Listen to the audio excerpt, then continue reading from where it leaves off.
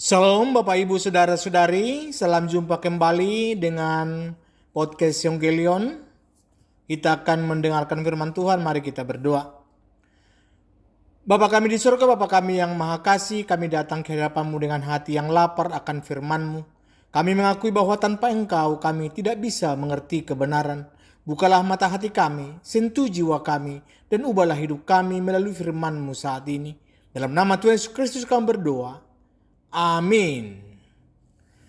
Salam sejahtera untuk saudara-saudari yang Tuhan kasihi. Saat ini saya mau mulai dengan sebuah pertanyaan yang sederhana. Kalau Tuhan bertanya kepada saudara hari ini, mengapa aku harus terima kamu masuk ke surgaku? Apa jawab saudara? Saya coba bayangkan beberapa jawaban yang mungkin. Yang pertama, Tuhan, terimalah saya karena saya rajin ke gereja setiap minggu. Lalu ada yang lain, Tuhan, terimalah saya karena saya sudah memberi persembahan dengan setia. Bisa juga ada, Tuhan, terimalah saya karena saya melayani di gereja. Tuhan, terimalah saya karena saya tidak pernah membunuh orang. Tuhan, terimalah saya karena saya lebih baik dari si A dan si B. Atau mungkin jawaban yang lebih rohani. Tuhan, terimalah saya karena saya sudah dibaptis. Tuhan, terimalah saya karena saya sudah sidi. Tuhan, terimalah saya karena saya sudah ikut katekisasi. Saudara-saudari, kalau jawaban kita seperti ini semua, kita salah besar. Kita sedang jatuh ke dalam kesalahan yang sama dengan orang-orang Galatia di zaman Paulus. Mari saya ceritakan sebuah ilustrasi. Jadi ada seorang anak yang ikut lomba lari. Dia latihan dengan keras setiap hari. Bangun pagi, lari keliling kampung, makan makanan sehat, istirahat yang cukup, lalu dia bertekad untuk menang. Ketika hari lomba tiba, peluit berbunyi, dia lari sekuat tenaga, keringat mengucur, napas terengah-engah. Dia merasa dia sudah lari dengan baik. Tapi ketika sampai di garis finish, juri berkata, "Maaf, kamu didiskualifikasi." "Mengapa?" tanya si anak kaget. "Karena kamu lari di lintasan yang salah," jawab juri. Betapa sedihnya si anak. Dia sudah berusaha keras, tapi sia-sia karena dia lari dari lintasan yang salah. Begitu juga dengan banyak orang yang berusaha keras untuk masuk surga. Mereka rajin beribadah, rajin memberi persembahan, rajin melayani, tapi mereka lari dari lintasan yang salah. Mereka berpikir mereka bisa masuk surga karena perbuatan baik mereka. Mereka berpikir mereka bisa dibenarkan di hadapan Tuhan karena usaha mereka sendiri. Inilah yang Paulus mau luruskan dalam Galatia 2 ayat 15 sampai 21. Hari ini kita akan belajar tentang kebenaran yang paling fundamental dalam iman Kristen. Kita dibenarkan oleh karena iman, bukan oleh karena perbuatan hukum Taurat. Bapak Ibu Saudara-saudari, mari kita baca, mari kita buka Alkitab Galatia 2 ayat 15 sampai 21. Saya akan baca untuk kita semua. Menurut kelahiran kami adalah orang Yahudi dan bukan orang berdosa dari bangsa-bangsa lain. Kamu tahu bahwa tidak seorang pun yang dibenarkan oleh karena melakukan hukum Taurat, tetapi hanya oleh karena iman dalam Kristus Yesus. Sebab itu kami pun telah percaya kepada Kristus Yesus, supaya kami dibenarkan oleh karena iman dalam Kristus dan bukan oleh karena melakukan hukum Taurat. Sebab tidak ada seorang pun yang dibenarkan oleh karena melakukan hukum Taurat. Tetapi jika kami sendiri, sementara kami berusaha untuk dibenarkan dalam Kristus, ternyata adalah orang-orang berdosa, apakah hal itu berarti bahwa Kristus adalah pelayan dosa? Sekali-sekali tidak. Karena jikalau aku membangun kembali apa yang telah kurombak, aku menyatakan diriku sebagai pelanggar hukum Taurat. Sebab aku telah mati oleh hukum Taurat untuk hukum Taurat, supaya aku hidup untuk Allah. Aku telah disalibkan dengan Kristus, namun aku hidup Tetapi bukan lagi aku sendiri yang hidup, melainkan Kristus yang hidup di dalam aku. Dan hidupku yang kuhidupi sekarang di dalam daging adalah hidup oleh iman dalam Anak Allah yang telah mengasihi aku dan menyerahkan dirinya untuk aku. Aku tidak menolak kasih karunia Allah, sebab sekiranya ada kebenaran oleh hukum Taurat, maka sia-sialah kematian Kristus. Sampai sejauh itu bacaan kita. Saudara-saudari, ini sangat penting di dalam memahami nas ini. Kita perlu lihat apa yang terjadi di jemaat Galatia. Siapa orang Galatia? Jadi Galatia ini adalah nama sebuah kota di Asia Kecil. Ya, kalau sekarang ini sekitar Turki. Di sana ada beberapa jemaat yang didirikan oleh Paulus dalam perjalanan misinya. Kebanyakan anggota jemaat adalah orang-orang bukan Yahudi, jadi bangsa lain ya, yang sudah percaya kepada Yesus.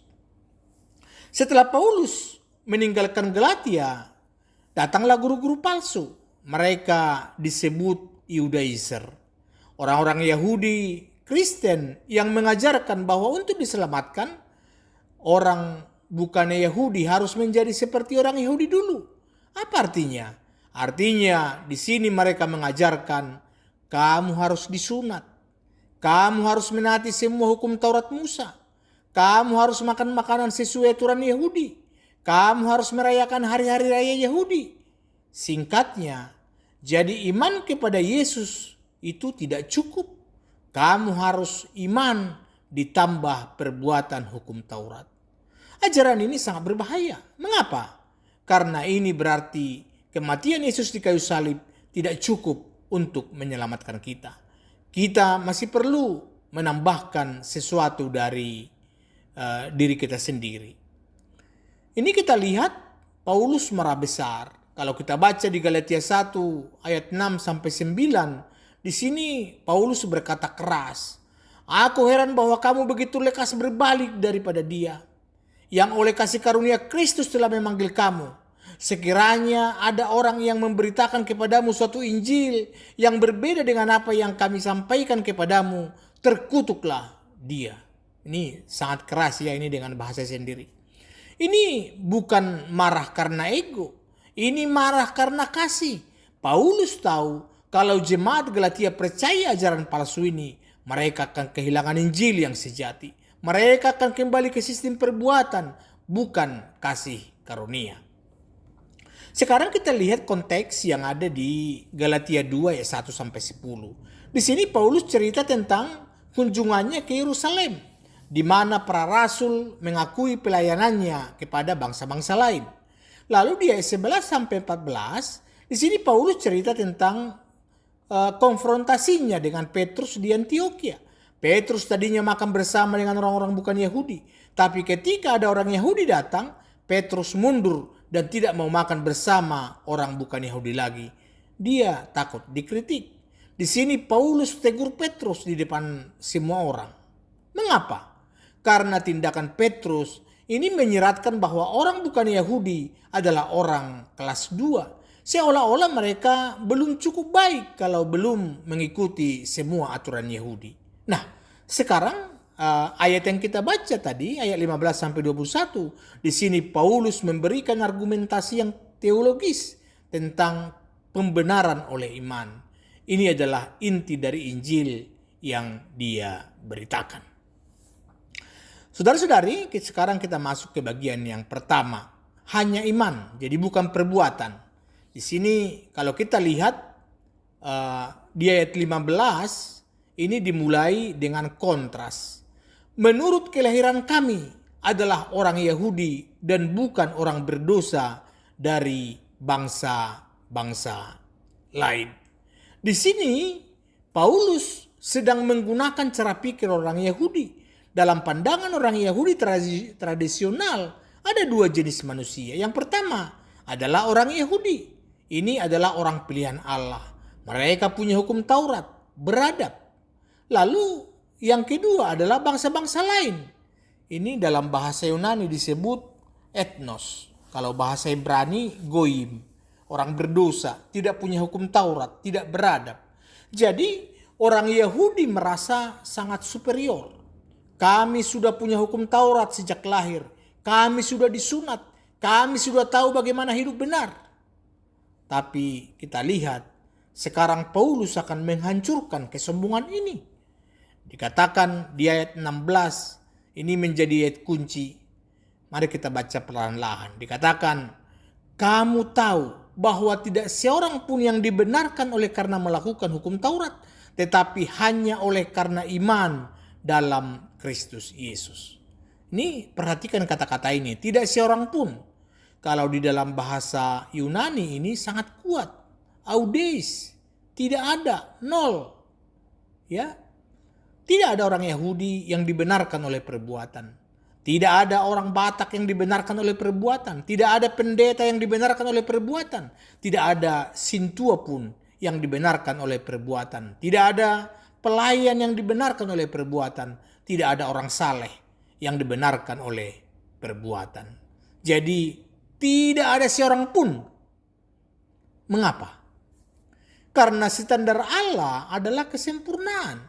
Roma 3 ayat 23 berkata, karena semua orang telah berbuat dosa dan telah kehilangan kemuliaan Allah.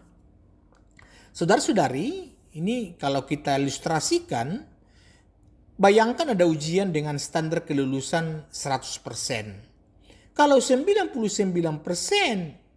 kamu tetap tidak lulus. Kalau 90% tidak lulus, kalau 80% tidak lulus, standarnya adalah 100%. Artinya kesempurnaan. Di sini ada 10 orang ikut ujian.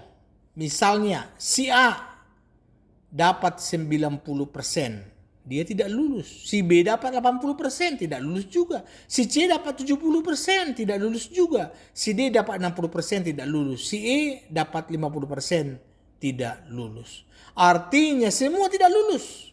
Memang si A lebih baik dari si E. Tapi kalau standarnya 100%, sama-sama semua gagal. Begitu juga di hadapan Allah. Standarnya adalah kesucian Allah sendiri, 100%. Tidak ada manusia yang bisa mencapai standar itu dengan usaha sendiri. Setelah menutup pintu perbuatan, Paulus membuka pintu iman. Dikatakan 16b, tetapi hanya oleh karena iman dalam Kristus Yesus. Kata hanya di sini sangat penting. Kalau dalam bahasa Yunani, monon, ya, ini hanya, cuma, semata-mata, solely, only, ya, exclusively, gitu. Jadi bukan iman tambah perbuatan, bukan iman ditambah sunat. Bukan iman ditambah baptis, bukan iman tambah pelayanan, bukan iman tambah persembahan. Artinya hanya iman. Lalu Paulus memberi kesaksian pribadi, ya. Sebab itu kami pun telah percaya kepada Kristus Yesus supaya kami dibenarkan oleh karena iman dalam Kristus dan bukan oleh karena melakukan hukum Taurat. Ini perhatikan. Bahkan Paulus yang adalah orang Yahudi tulen, ahli Taurat yang tidak bercela dalam menaati hukum Taurat. Itu ditulis ya di Filipi 3, 4-6. Bahkan Paulus berkata, kami percaya kepada Kristus supaya kami dibenarkan oleh iman, bukan oleh perbuatan hukum Taurat. Kalau Paulus yang supersalis saja tidak bisa dibenarkan oleh perbuatannya, apalagi kita. Jadi ini kalau kita lihat misalnya ya, tidak ada seorang pun, itu dia 16c. Jadi Paulus menutup ini di ayat 16 dengan kutipan ini sebenarnya dari Mazmur 143 ayat 2. Ya, tidak seorang pun yang dibenarkan oleh karena melakukan hukum Taurat. Ini penekanan ulang. Jadi Paulus mau memastikan jemaat Galatia benar-benar mengerti bahwa perbuatan tidak bisa menyelamatkan siapapun. Saudara-saudari, ini berita yang membebaskan sekaligus merendahkan. Membebaskan karena kita tidak perlu lagi berusaha keras untuk mendapatkan keselamatan. Kita tidak perlu hidup dalam tekanan untuk selalu sempurna. Kita tidak perlu berpura-pura bahwa kita lebih baik dari kenyataannya.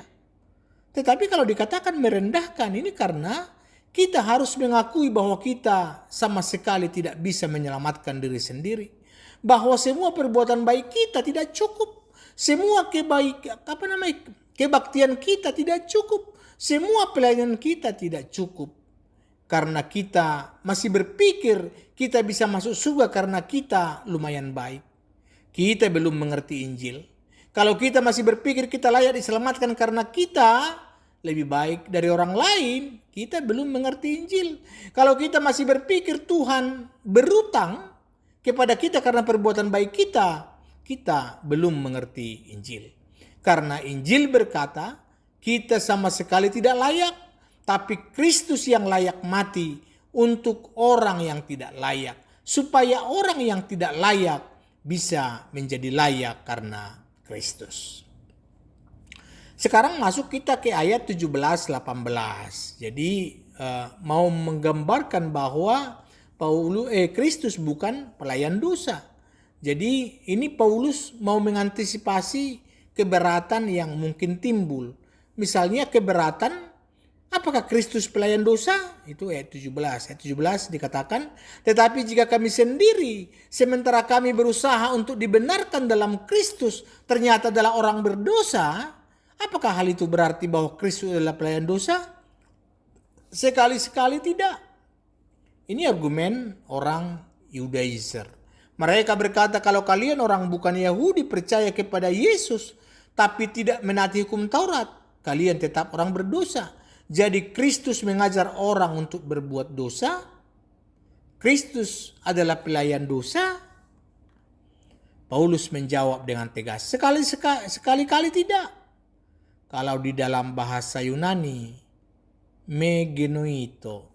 Tapi saya mau mengingatkan ini bukan dihafal ya, supaya memang kita bisa tahu dasarnya. Ini adalah bentuk penolakan yang paling kuat. Bisa diterjemahkan dengan jangan sampai, atau mustahil, atau tidak akan pernah terjadi. Jadi Kristus itu bukan pelayan dosa. Kristus adalah juru selamat dari dosa. Ayat 18 dikatakan, karena jikalau aku membangun kembali apa yang telah kurombak, aku menyatakan diriku sebagai pelanggar hukum Taurat. Ini kalimat yang dalam. Apa maksudnya? Yang Paulus rubuhkan adalah sistem hukum Taurat sebagai jalan keselamatan. Dia sudah percaya bahwa keselamatan hanya oleh iman dalam Kristus, bukan oleh perbuatan hukum Taurat. Sekarang kalau dia membangun kembali sistem itu, kalau dia berkata kamu harus iman tambah hukum Taurat untuk diselamatkan, maka dia sendiri yang jadi pelanggar. Pelanggar apa? Pelanggar Injil, pelanggar keselamatan. Saudara-saudari, ini seperti orang yang sudah lepas dari penjara. Dia sudah lepas, tapi dia kembali masuk ke penjara dan mengunci diri sendiri. Gila kan?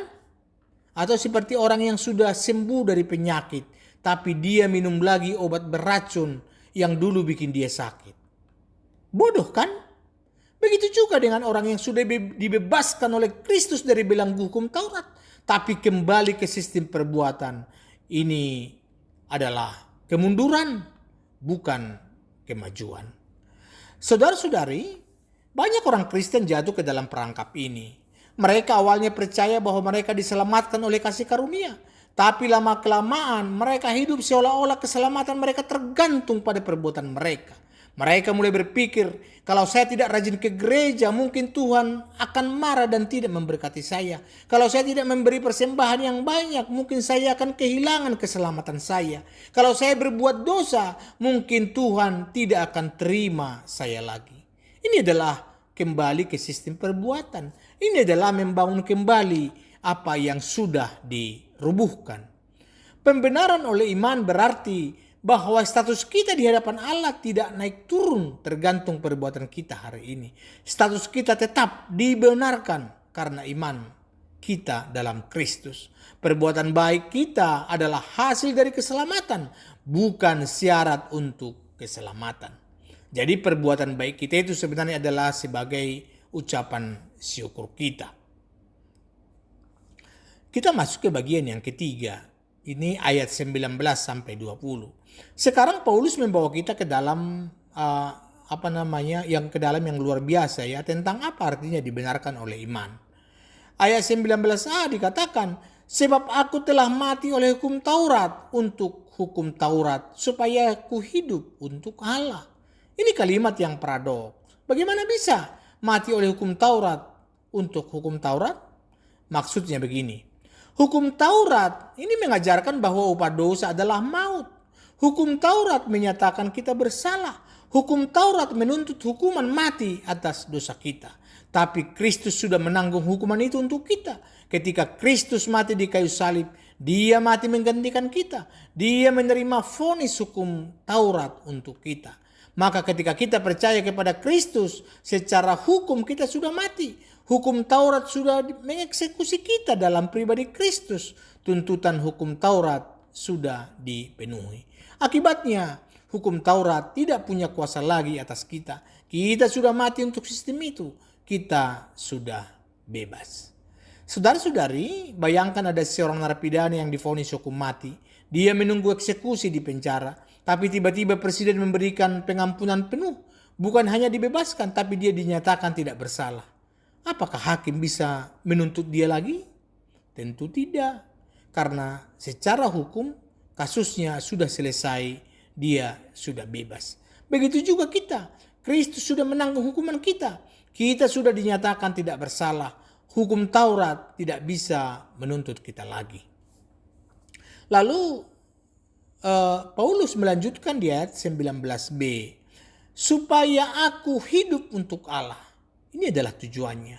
Kita dibebaskan dari hukuman Taurat bukan supaya kita hidup sesuka hati, tapi supaya kita hidup untuk Allah. Bedanya apa? Kalau kita hidup di bawah hukum Taurat, kita hidup dalam ketakutan. Kita taat karena takut dihukum. Tapi kalau kita sudah dibebaskan, kita hidup dalam kasih. Kita taat karena kita mengasihi Tuhan yang sudah mengasihi kita terlebih dahulu. Lalu di ayat 19c, ayat 2 sampai 20a ya, ini Paulus memberi pernyataan yang sangat dalam. Dikatakan, aku telah disalibkan dengan Kristus, namun aku hidup. Tetapi bukan lagi aku sendiri yang hidup, melainkan Kristus yang hidup di dalam aku. Ini adalah inti dari kehidupan Kristen. Aku telah disalibkan dengan Kristus.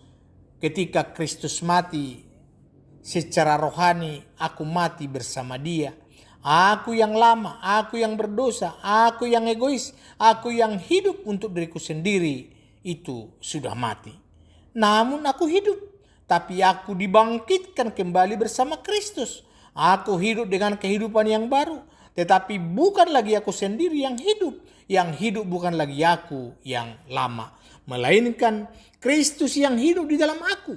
Kristus yang hidup di dalam aku. Dia yang mengendalikan, Dia yang memimpin, Dia yang memberi kekuatan. Saudara-saudari, ini seperti cangkok pohon. Ketika cabang yang mati dicangkok pada batang yang hidup, cabang itu mendapat kehidupan baru dari batang.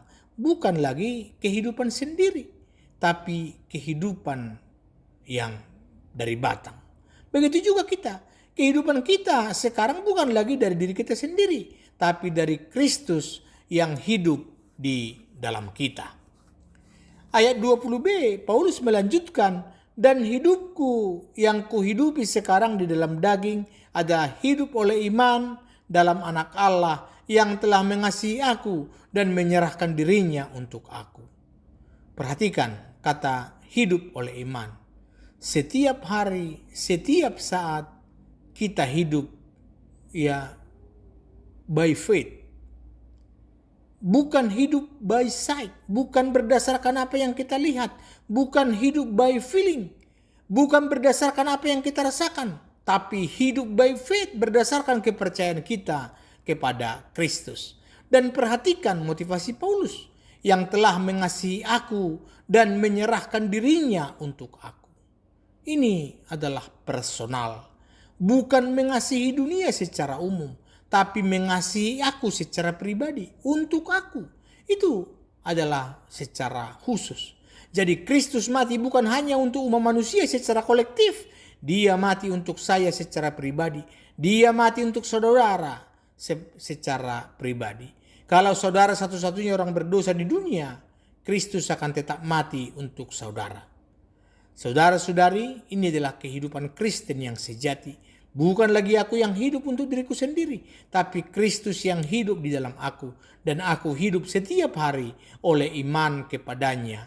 Itu berarti ketika kita bangun pagi kita berkata, Tuhan, aku sudah disalibkan denganmu. Aku yang lama sudah mati. Hari ini bukan lagi aku yang hidup, tapi Engkau yang hidup di dalam aku. Pakailah hidupku untuk kemuliaan-Mu. Ketika kita menghadapi masalah, kita tidak panik.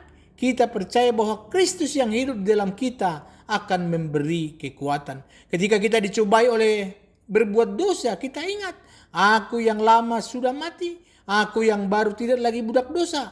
Kristus yang hidup di dalam aku memberi kuasa untuk mengatakan tidak pada dosa. Ketika kita melayani, kita tidak melayani dengan kekuatan sendiri, tapi Kristus yang melayani melalui kita. Ini adalah kehidupan yang dibenarkan oleh iman, hidup yang setiap hari bergantung pada Kristus, bukan pada diri sendiri. Sekarang kita masuk ke bagian yang keempat, itu ayat 21. Paulus menutup argumentasinya dengan ayat yang sangat kuat. Dikatakan, aku tidak menolak kasih karunia Allah. Aku tidak menolak kasih karunia Allah. Apa artinya menolak kasih karunia Allah? Artinya berkata bahwa iman kepada Kristus saja tidak cukup. Kita masih perlu menambahkan perbuatan kita. Kita masih perlu menambahkan kebajikan kita. Kita masih perlu menambahkan sesuatu dari diri kita. Kalau kita berkata begitu, kita sudah menolak kasih karunia Allah. Kasih karunia berarti pemberian cuma-cuma. Tidak perlu dibayar. Tidak bisa dibeli. Tidak bisa diperoleh dengan usaha. Kalau kita masih berpikir kita harus layak dulu sebelum Tuhan terima kita, kita menolak kasih karunia. Kalau kita masih berpikir kita harus berbuat baik dulu sebelum Tuhan kasihi kita, kita menolak kasih karunia. Kalau kita masih berpikir kita harus membuktikan diri dulu sebelum Tuhan selamatkan kita, kita menolak kasih karunia. Kasih karunia berkata, sementara kita masih berdosa, Kristus telah mati untuk kita. Ya, seperti kata Roma 5 ayat 8. Bukan setelah kita baik, tapi sementara kita masih berdosa. Lalu ayat 21b, Paulus melanjutkan dengan argumen yang sangat menghancurkan. Dikatakan, sebab sekiranya ada kebenaran oleh hukum Taurat, maka sia-sialah kematian Kristus. Ini adalah argumen logis yang sangat kuat. Kalau kita pikirkan ini, kalau manusia bisa dibenarkan oleh perbuatan hukum Taurat, kalau manusia bisa diselamatkan dengan usaha sendiri, kalau manusia bisa masuk surga karena kebajikan sendiri, maka mengapa Kristus harus mati? Mengapa anak Allah harus turun dari surga? Mengapa dia harus menjadi manusia? Mengapa dia harus menderita? Mengapa dia harus disiksa? Mengapa dia harus dipaku di kayu salib? Mengapa dia harus menanggung murka Allah? Mengapa dia harus mati? Kalau kita bisa selamat sendiri, semua penderitaan Kristus itu sia-sia. Saudara-saudari, bayangkan ada seorang ayah yang melihat anaknya terjatuh ke sungai yang penuh buaya. Tanpa pikir panjang, si ayah terjun ke sungai melawan buaya-buaya itu. Terluka parah, hampir mati. Tapi akhirnya berhasil menyelamatkan anaknya. Setelah sampai di darat dengan tubuh penuh luka, si anak berkata, terima kasih Bapak, tapi sebenarnya saya bisa berenang kok. Saya bisa selamat sendiri, Bapak tidak perlu repot-repot. Coba bagaimana perasaan si ayah? Tentu sangat hancur. Semua penderitaannya sia-sia kalau anaknya bisa selamat sendiri. Begitu juga dengan Kristus. Kalau kita bisa diselamatkan dengan perbuatan kita sendiri, maka pengorbanan Kristus di kayu salib adalah sia-sia. Semua darah yang tercurah, semua penderitaan yang ditanggung, semua sengsara yang dialami, semuanya sia-sia kalau kita bisa selamat sendiri. Tapi kenyataannya kita tidak bisa selamat sendiri. Kita tenggelam dalam dosa, kita tidak berdaya, kita membutuhkan juru selamat. Dan Kristus datang terjun ke dalam sungai dosa kita, menanggung hukuman kita, mati menggantikan kita, supaya kita bisa selamat. Karena itu, ketika kita berkata, saya bisa masuk surga karena perbuatan baik saya, kita sedang mengatakan bahwa kematian Kristus sia-sia. Kita sedang meremehkan pengorbanannya. Kita sedang menghina kasih karunia-Nya. Saudara-saudari, ini adalah pilihan yang sangat jelas. Pilihan pertama itu sistem perbuatan. Keselamatan tergantung pada apa yang saya lakukan. Saya harus berusaha keras untuk layak. Saya tidak pernah tahu apakah saya sudah cukup baik. Saya tidak dalam ketakutan dan kecemasan.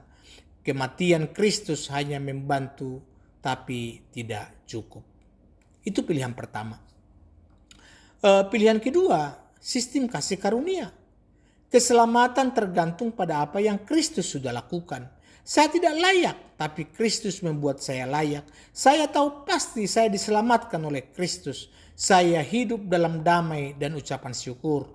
Kematian Kristus sudah mencukupkan segala sesuatu.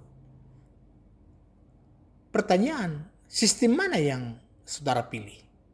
Paulus sudah memilih sistem kasih karunia. Dan dia berkata dengan tegas, aku tidak menolak kasih karunia Allah. Saudara-saudari yang dikasihi Tuhan, bagaimana kita menerapkan kebenaran dibenarkan oleh karena iman di dalam hidup kita sehari-hari? Yang pertama, hentikan usaha untuk menyelamatkan diri sendiri. Ini aplikasi yang paling mendasar dan paling sulit. Mengapa sulit? Karena di dalam diri kita ada kecenderungan alami untuk ingin berkontribusi dalam keselamatan kita. Kita tidak suka merasa totally helpless. Kita mau merasa bahwa kita punya andil. Tapi Injil berkata, berhenti. Kamu tidak bisa menyelamatkan dirimu sendiri. Bahkan sedikit pun. Bahkan 1% pun. Ini berarti berhenti berpikir bahwa kita layak diselamatkan karena kita rajin ke gereja, kita memberi persembahan yang banyak, kita melayani di gereja, kita lebih baik dari orang lain, kita sudah dibaptis atau sidi, kita dari keluarga Kristen yang baik. Semua itu tidak membuat kita layak diselamatkan. Karena itu mulai percaya bahwa kita diselamatkan semata-mata karena kasih karunia Allah, pengorbanan Kristus di kayu salib, iman kita kepada Kristus, dan iman itu pun adalah pemberian Allah. Bapak Ibu Saudara-saudari, yang menjadi pertanyaan refleksi adalah, kalau Tuhan tanya, mengapa kau harus terima kamu? Apa jawaban saudara? Apakah saudara masih berpikir saudara punya jasa yang membuat saudara layak? Apakah saudara sudah total menyerahkan diri dan mengakui bahwa hanya Kristus yang bisa menyelamatkan? Bagian kedua, terima kasih karunia Allah dengan iman. Kasih karunia adalah pemberian cuma-cuma, tidak bisa dibeli, tidak bisa diperoleh dengan usaha, hanya bisa diterima dengan iman. Apa artinya menerima dengan iman? Yang pertama, percaya bahwa Yesus Kristus adalah anak Allah yang mati untuk dosa kita dan bangkit untuk pembenaran kita. Ini bukan sekedar percaya secara intelektual bahwa ada tokoh sejarah bernama Yesus, tapi percaya secara pribadi bahwa dia adalah juru selamat saya. Dia mati untuk dosa saya. Dia bangkit untuk pembenaran saya. Yang kedua, menurut kepercayaan kita sepenuhnya kepadanya untuk keselamatan kita. Jadi bukan kepada perbuatan baik kita, bukan kepada kebaktian kita, bukan kepada pelayanan kita, tapi kepada Kristus saja. Ini seperti orang yang duduk di kursi. Ketika kita duduk, kita menaruh seluruh berat badan kita pada kursi itu.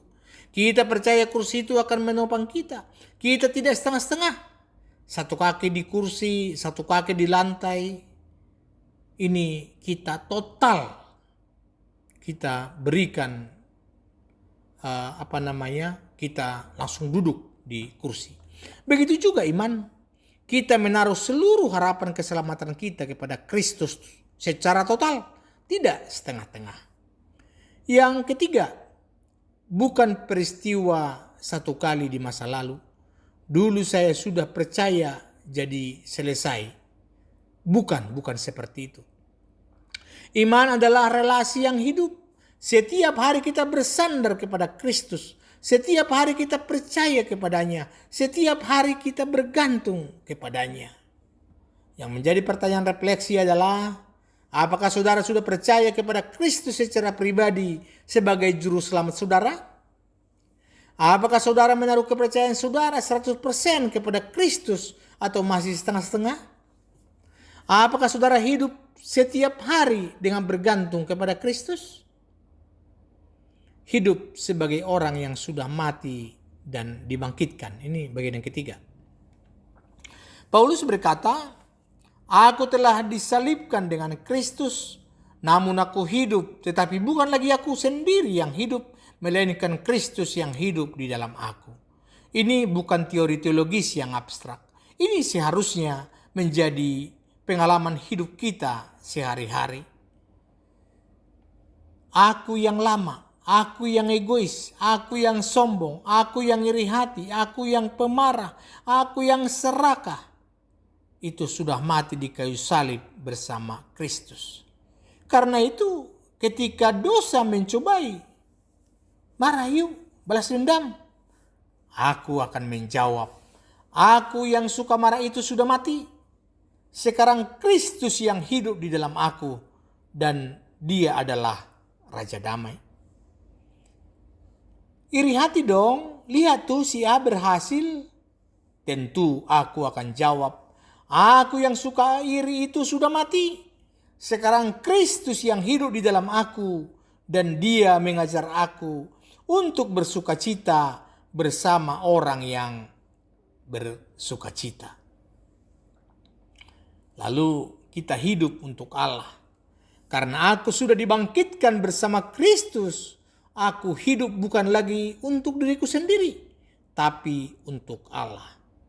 Ini berarti pekerjaanku bukan lagi untuk mencari nama besar, tapi untuk memuliakan Allah. Uangku bukan lagi untuk ditimbun, tapi untuk dikelola bagi kerajaan Allah.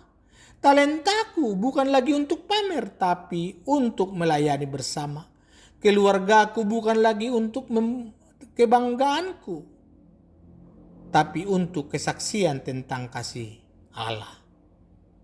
Karena itu, apakah saudara hidup seolah-olah aku yang lama sudah mati atau masih membiarkan aku yang lama mengendalikan? Apakah Kristus benar-benar yang hidup di dalam saudara atau saudara masih yang pegang kendali? Untuk siapa saudara hidup? Untuk diri sendiri atau untuk Allah? Yang keempat, jangan kembali ke sistem perbuatan. Ini peringatan yang sangat penting. Banyak orang Kristen mulai dengan kasih karunia, tapi lama-kelamaan kembali ke sistem perbuatan. Tandanya, pertama, kita mulai merasa cemas tentang keselamatan kita. Apakah saya sudah cukup baik? Apakah saya masih diselamatkan? Saya kan masih sering berbuat dosa. Ini adalah tanda bahwa kita mulai melihat keselamatan kita berdasarkan perbuatan kita, bukan berdasarkan pengorbanan Kristus. Perlu kita ingat bahwa keselamatan kita tidak tergantung pada perbuatan kita. Status kita di hadapan Allah tidak naik turun berdasarkan performa kita. Kita dibenarkan oleh iman dan status itu tidak berubah. Yang kedua, kita mulai menghakimi orang lain yang kurang rohani. Mungkin kita berpikir, saya lebih baik dari si A yang jarang ke gereja, saya lebih saleh dari si B yang tidak melayani. Ini adalah kesombongan rohani. Ini adalah kembali ke sistem perbuatan. Orang yang benar-benar mengerti kasih karunia tidak akan sombong. Dia tahu dia diselamatkan bukan karena dia lebih baik, tapi karena kasih karunia semata. Yang ketiga, kita mulai melayani dengan beban yang berat. Kita melayani bukan karena ucapan syukur, tapi karena kewajiban. Kita merasa tertekan. Kita merasa kalau kita tidak melayani, Tuhan tidak akan sayang sama kita. Ini salah. Pelayanan seharusnya adalah respon sukacita atas kasih karunia yang sudah kita terima. Bukan usaha untuk mendapatkan kasih karunia. Tapi ini adalah sebagai ucapan syukur kita. Respon kita kepada Allah yang telah memberi kita kasih karunia. Yang keempat, kita mulai membuat daftar aturan rohani yang tidak alkitabiah. Kalau mau jadi orang Kristen yang baik, kamu harus bangun subuh dan berdoa 2 jam setiap hari. Kalau mau diberkati Tuhan, kamu harus berpuasa setiap minggu.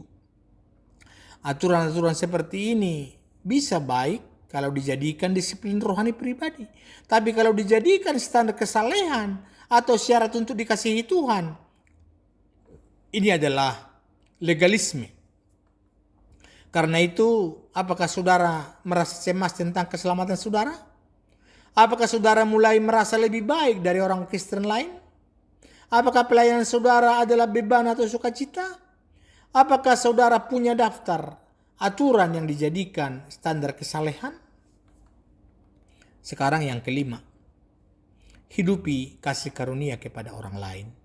Kalau kita benar-benar mengerti bahwa kita diselamatkan oleh kasih karunia, bukan karena kita layak, maka kita akan mudah mengampuni dan memberi kasih karunia kepada orang lain. Mengampuni orang lain yang bersalah kepada kita. Kalau kita ingat beberapa banyak dosa kita yang sudah diampuni Kristus, kita tidak akan sulit mengampuni orang yang bersalah kepada kita. Yesus berkata dalam perumpamaan tentang hamba yang tidak mengampuni. Seorang hamba yang diampuni hutangnya yang sangat besar, tapi dia tidak mau mengampuni temannya yang berhutang kecil kepadanya. Itu ada di Matius 18 ayat 21 sampai 35. Kita adalah hamba yang sudah diampuni hutang besar, hutang dosa kita kepada Allah. Bagaimana kita bisa tidak mengampuni hutang kecil orang kepada kita? Lalu tidak menghakimi orang lain. Kalau kita tahu kita diselamatkan bukan karena kita lebih baik, tapi karena kasih karunia, kita tidak akan cepat menghakimi orang lain. Kita tidak akan berkata, lihat tuh si A tidak saleh, pasti tidak diselamatkan. Siapa kita untuk menghakimi?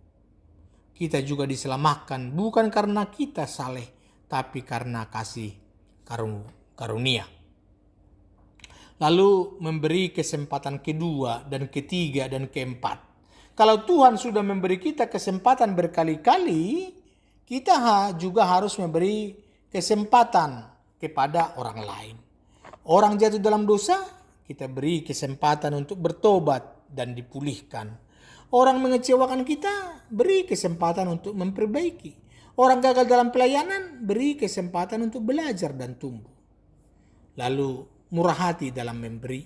Kalau kita mengerti bahwa segala yang kita miliki adalah kasih karunia, kita tidak layak, tapi Tuhan beri, maka kita akan murah hati. Kita tidak akan pelit dengan uang kita, waktu kita, talenta kita, karena kita tahu bahwa semua itu adalah kasih karunia yang Tuhan percayakan kepada kita untuk dibagikan.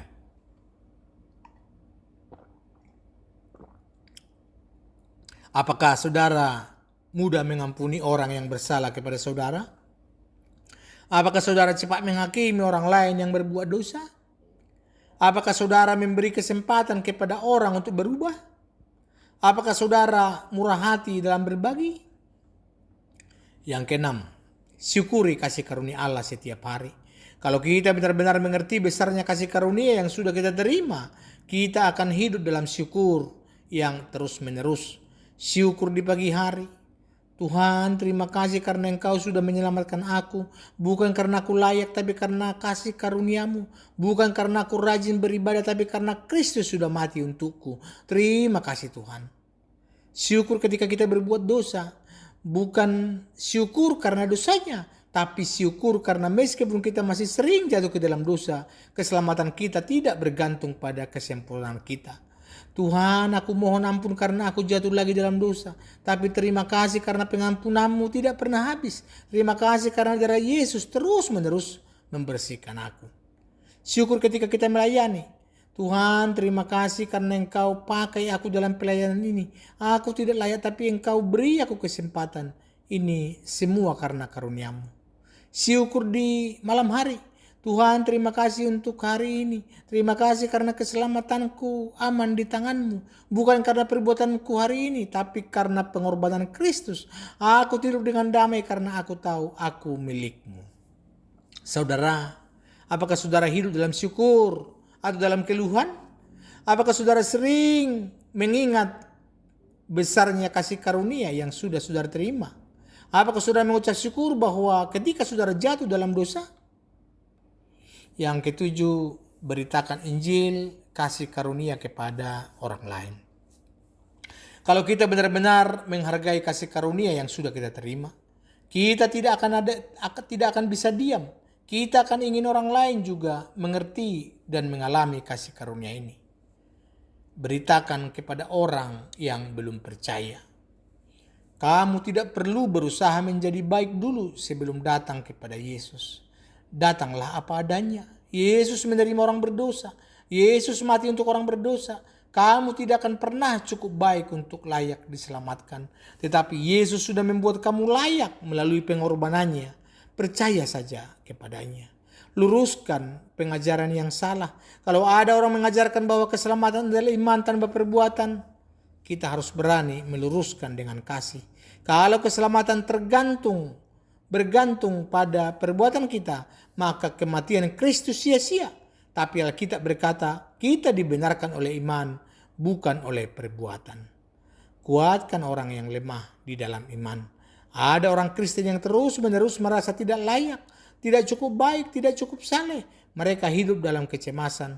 Kuatkan mereka. Keselamatan kamu tidak tergantung pada seberapa baik kamu. Keselamatan kamu tergantung pada seberapa sempurna pengorbanan Kristus, dan pengorbanannya sempurna, kamu aman di tangannya. Saudara, apakah saudara pernah membagikan Injil kasih karunia kepada orang lain? Apakah saudara berani meluruskan pengajaran yang salah? Apakah saudara menguatkan saudara seiman yang lemah? Saudara-saudara yang dikasihi Tuhan, Galatia 2 ayat 15-21 mengajarkan kita kebenaran yang paling fundamental, paling indah, dan paling membebaskan dalam iman Kristen. Kita dibenarkan oleh karena iman, bukan oleh karena perbuatan. Mari kita ringkas poin-poin yang telah kita pelajari saat ini.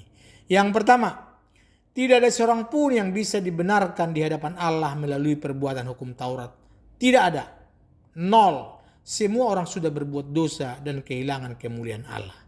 Yang kedua, kita dibenarkan hanya oleh iman dalam Kristus Yesus. Bukan iman tanpa perbuatan. Bukan iman tanpa baptis. Bukan iman pelayanan. Tapi hanya karena iman. Ketiga, kita telah disalibkan dengan Kristus. Aku yang lama sudah mati, sekarang Kristus yang hidup di dalam aku. Dan aku hidup setiap hari oleh iman dalam Kristus. Keempat, kalau kita menambahkan perbuatan sebagai syarat keselamatan, kita sedang menolak kasih karunia Allah. Lebih parah lagi, kita menyatakan bahwa kematian Kristus sia-sia. Yang kelima, kita diselamatkan oleh kasih karunia melalui iman, supaya kita hidup untuk Allah dengan ucapan syukur, bukan dengan beban. Saudara-saudari, ini adalah Injil yang sejati. Ini adalah kabar baik yang membebaskan. Ini adalah kebenaran yang mengubah hidup. Kalau saudara masih hidup dengan mencoba menyelamatkan diri sendiri, hari ini adalah hari untuk berhenti. Akui bahwa saudara tidak bisa. Terima kasih karunia Allah dengan iman. Percaya bahwa Kristus sudah melakukan semua yang perlu dilakukan untuk keselamatan saudara. Kalau saudara sudah percaya kepada Kristus, tapi masih hidup seolah-olah keselamatan saudara tergantung pada perbuatan saudara, hari ini adalah hari untuk kembali kepada kasih karunia. Ingat kembali bahwa saudara dibenarkan bukan karena saudara layak, tetapi karena Kristus yang membuat saudara layak. Kalau saudara belum pernah percaya kepada Kristus, hari ini adalah hari keselamatan. Saudara tidak perlu tunggu sampai saudara merasa cukup baik. Saudara tidak akan pernah cukup baik.